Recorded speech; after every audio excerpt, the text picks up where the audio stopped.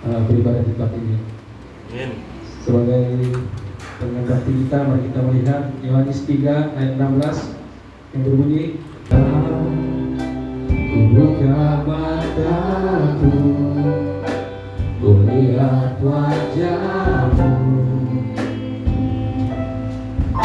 ku tersagu bila ku lihat hidupku dan karya tanganmu. Ku tersanjung, ku tersanjung, Tuhan, semua yang baik dalam hidupku, itulah karyamu, itulah karyamu. Kau beri kesempatan yang baru, dan ku ingin mengenalmu, Tuhan, lebih dalam dari semua yang ku kenal.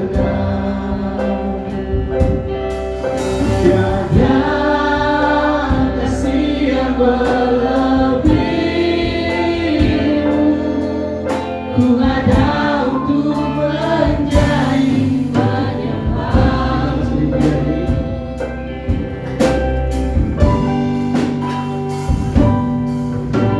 Bila ku buka mataku, melihat wajahmu, ku terharu bila ku lihat hidupku dan karya tanganmu. Ku tersanjung dengan semua yang baik dalam hidupku, itulah hidupku. Kami berdasarkan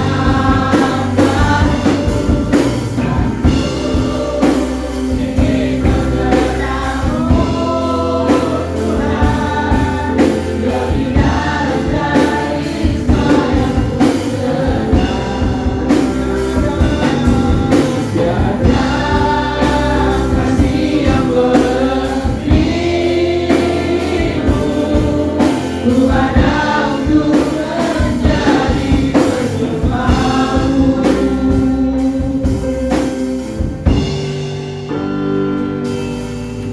Dan ku ingin mengenalmu,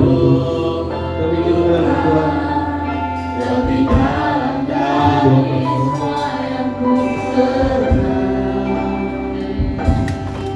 Tiada kasih yang melebihimu, ku ada untuk menjadi penyembahmu, penyembahmu. Ku ada untuk menjadi penyembahmu. Kita memuji dan memuliakan nama dan meninggikan nama Tuhan, tentu dia tiba saatnya.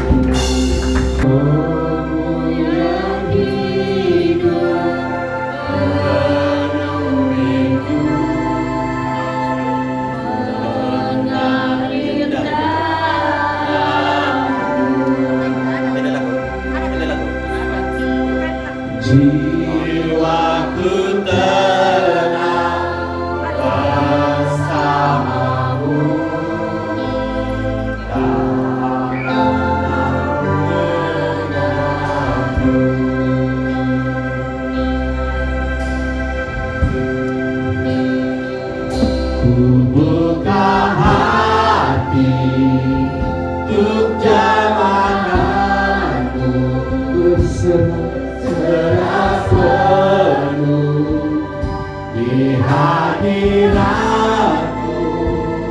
Kau ambil alih seluruh hidupku, di atasmu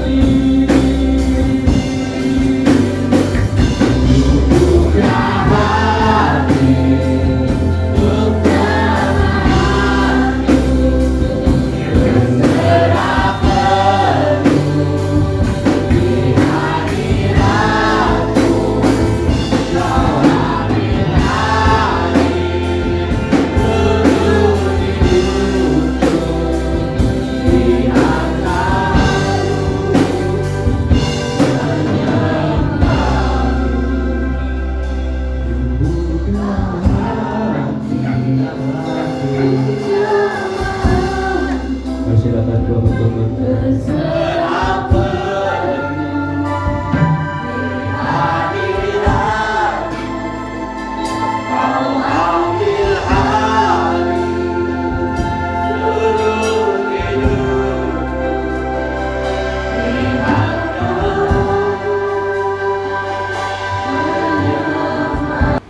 sepanjang tahun ini kita punya rencana kan? Kita punya rencana. Kalau kita minta doa, kita harus berdoa. Doakan rencana saya. Untuk tahun ini sudah terlaksana.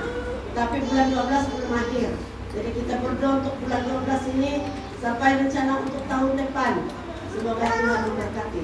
Tetapi apa yang harus kita utamakan di dalam perencanaan kita? Di dalam firman Tuhan ini, dalam ayat yang ke-6, apa yang dia katakan di situ? Dalam ayat yang ke-6, dia berkata apa? 1, 2, 3.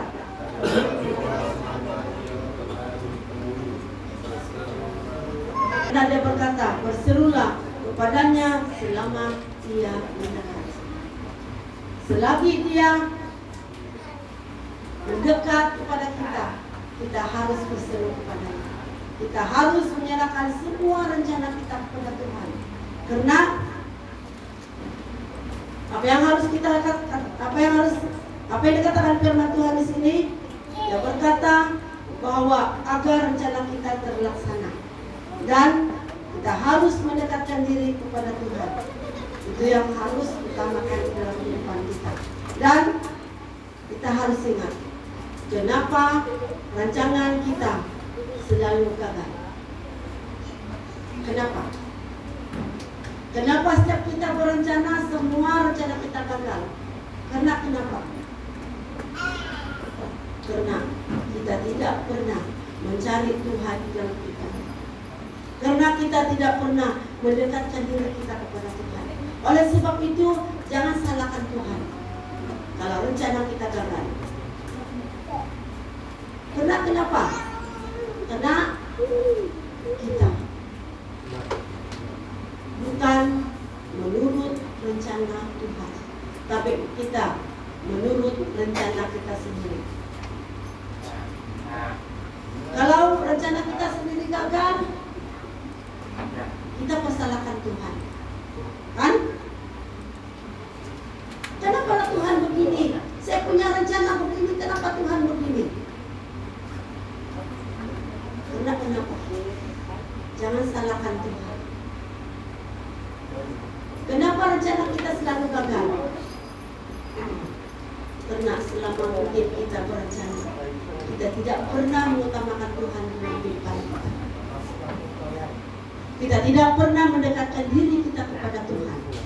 Oleh sebab itu dia berkata dalam ayat yang ke-7, baiklah orang fasik meninggalkan jalannya dan orang jahat meninggalkan rencananya.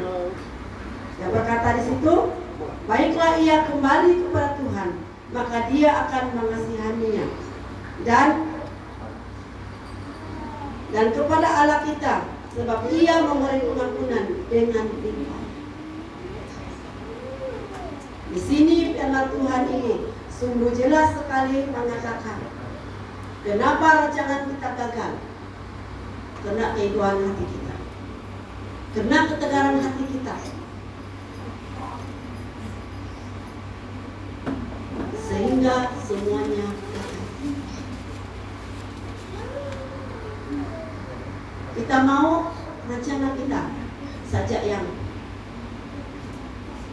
terjadi, tetapi kita lupa siapa yang melaksanakan rencana kita. Oleh sebab itu dia berkata dalam firman Tuhan ini, rancangan gagal karena tidak mengandalkan Tuhan di dalam kehidupan. Tidak pernah mengandalkan Tuhan dalam setiap perencanaannya. Oleh sebab itu kegagalan itu terjadi oleh karena kejahatan hati kita. Betulkah? Tuhan, karena kegagalan kita bermula daripada ketegaran hati kita. Oleh sebab itu, tinggalkan keegoan kita dengan firman Tuhan ini. Tinggalkan rencana jahat kita, tetapi marilah kita kembali kepada Tuhan, karena Tuhan mengasihani kita. Karena Tuhan mengampuni segala dosa kita. Karena Tuhan mengampuni segala kejahatan kita. Karena Dia mau agar kita kembali kepada rencananya. Nah, dalam hal yang kedua, tetap mengandalkan Tuhan. Tetap mengandalkan Tuhan. Walaupun perencanaan kita lihat di sini, walaupun perencanaan kita, kalau kita tidak mengandalkan Tuhan, semuanya sia-sia. Sebab dalam ayat yang ke-8 dia berkata, sebab rancanganku bukanlah rancanganmu, dan jalanmu bukanlah jalanmu. Demikianlah firman Tuhan. Kita ingat, kita simpan firman Tuhan ini dalam ayat 8 ini. Dia berkata, sebab rancanganku bukanlah rancanganmu, dan jalanmu bukanlah jalan. Jadi kita sudah perhatikan dalam ayat yang ke-8 ini. Dia sudah berkata, walaupun kita berencana di dalam dunia ini, kalau kita tidak mengandalkan Tuhan, semuanya akan sia-sia. Semuanya akan gagal. Tetapi karena dia berkata, rancangan Tuhan itu adalah rancangan yang terbaik buat kita. Jalan Tuhan itu adalah jalan yang terbaik buat kita semua. Kan? Walaupun mungkin kita harus mengeluarkan air mata kita, sebab perencanaan kita tidak terjadi, tidak terkabul. Tapi kalau kita mengandalkan Tuhan dalam kehidupan kita, pasti rencana kita akan dikabulkan oleh Tuhan. Dan apa yang dikatakan di sini, Tuhan, kita ingat bahwa Tuhan tidak pernah gagal. Di dalam ayat yang ke-11, kita lihat dalam ayat yang ke-11, berkat kehidupan kita tetap setia melayani Tuhan. Saya tidak akan beritahu kita kalau saya tidak pernah rasa bagaimana Tuhan bekerja di dalam kehidupan kami. Dulunya kami melayani sama-sama dengan suami. Kalau kita ikut rencana kita, pasti saya tidak akan dapat berdiri di sini, kan? Karena buat apa saya mau melayani Tuhan? Saya harus kecewa kepada Tuhan. Kenapa Tuhan kok mengambil orang yang penting dalam hidup kami? Tapi cabaran dalam kehidupan kita. Ingat bahwa rancangan Tuhan itu adalah rancangan yang terbaik. Saya tahu saya berdiri di sini bukan karena rancangan saya, tapi rencana Tuhan itu lebih baik untuk saya dan anak-anak saya. Beritakan kepada semua orang. Oleh sebab itu dia berkata dalam firman Tuhan itu, walau apapun cabaran yang kita hadapi di dalam kehidupan kita, setialah melayani. Siapapun kita, dimanapun kita, kalau namanya kita orang Kristen, kita harus percaya. Kita harus memberitakan Injil kepada orang-orang di sekeliling kita. Saya sangat kagum. Kita tahu apa rencana Tuhan dalam kehidupan kita. Kita tahu jalan Tuhan itu adalah jalan yang terbaik buat kita semua. Oleh sebab itu dia berkata, tetaplah setia melayani Tuhan. Selalu kita lihat di dalam Wahyu dia berkata, setialah sampai macam takut. Setialah sampai Amin. Setialah sampai Amin. Kamu sudah beritahu, setialah sampai. Amin. Bukan saya yang paksa kamu, tapi kamu yang cakapkan.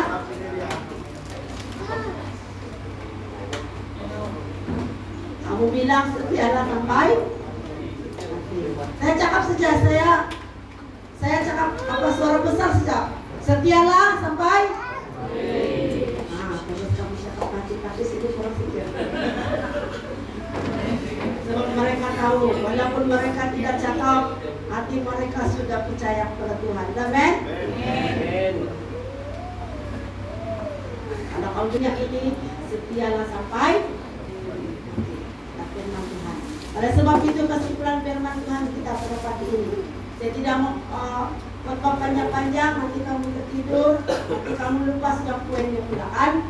Tapi dalam kesimpulan firman Tuhan kita pada pagi ini, yaitu pertama, mencari Tuhan selagi dia berkenan ditemui. Dalam Yesaya 5 ayat 6 dan di dalam Matius 6 ayat 33 dia berkata, carilah dulu kerajaan Allah dan semuanya. Amen. Oleh sebab itu yang ketiga, tetaplah mengandalkan Tuhan. Dalam Yeremia 17 ayat yang ke-7. Di dalam Yeremia 17 ayat yang ke-7, mari kita sama-sama melihat. Di dalam Yeremia dan banyak katakan di sini lagi, Yeremia 29 ayat yang ke-11, kita lihat lagi. Yeremia 29 ayat yang ke-11.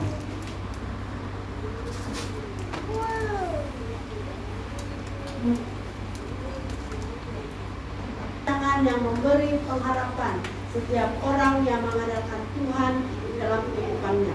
Dan katakan di sini di dalam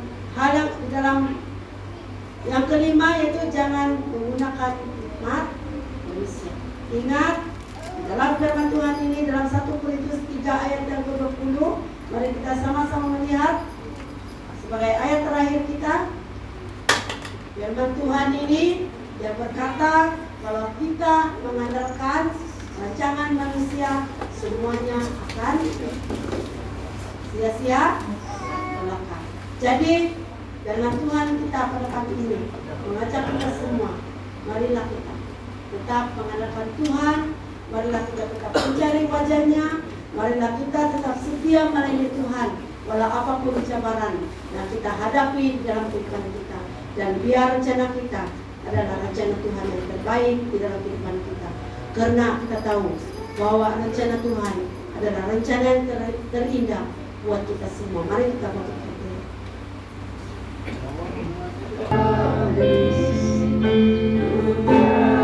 Yesus, jamalah hati kami.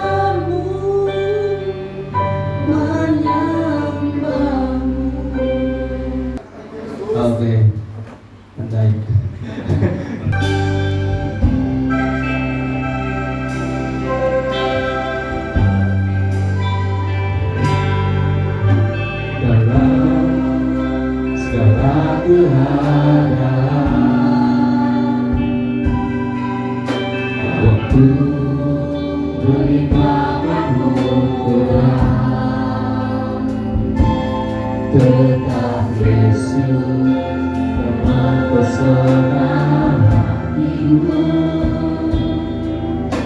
dari damai dan kesempatan baru. Kristus musim kehidupan,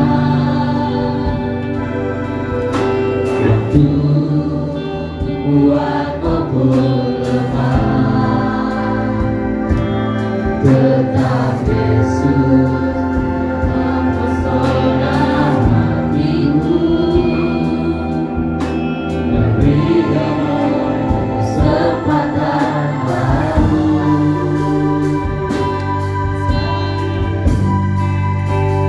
Sekali Yesus, selamanya Yesus, harapanku takkan hilang, karena kasih-Nya sekarang ku ada. Oh Yesus, ku cinta Kau selamanya. Kita berdiri, kita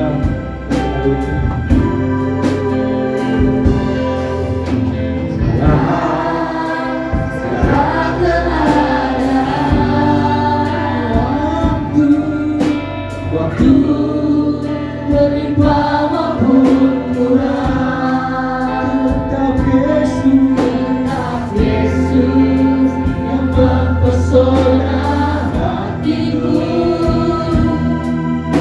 demi damai dan kesempatan baru. Kristus musim kehidupan,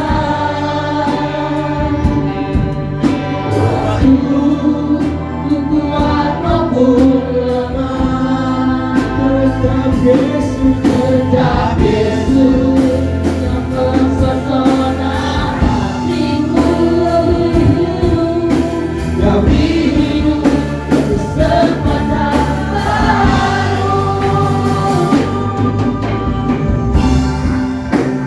Sekali Yesus, selamanya Yesus, harapanku takkan hilang, karena kasih-Nya sekarang ku ada. Oh Yesus, ku cinta Kau selamanya. Sekali Yesus, selamanya Yesus, harapanku takkan hilang, karena kasih-Nya sekarang ku ada. Oh Yesus, ku cinta Kau selamanya.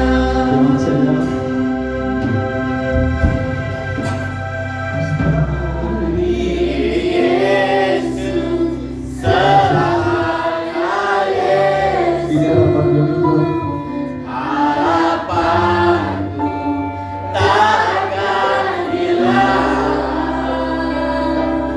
karena kasih-Nya sekarang ku ada. Oh Yesus, ku cinta Kau selamanya.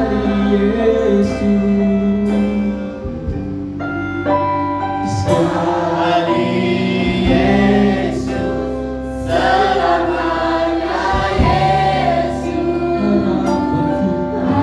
harapanku takkan hilang, karena kasih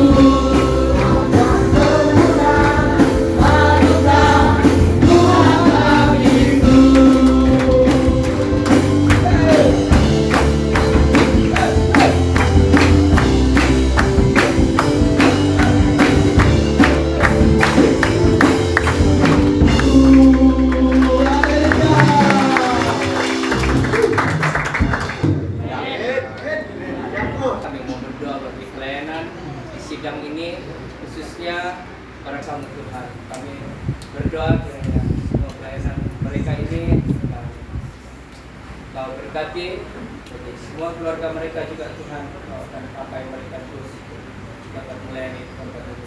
Terima kasih Bapak Yesus, tidak kurang panjang untuk membawa mereka Tuhan kemanapun rumahmu, untuk mereka beribadah Tuhan. Mengajarkan kelahiran Yesus Kristus, di negara, negeri dan tempat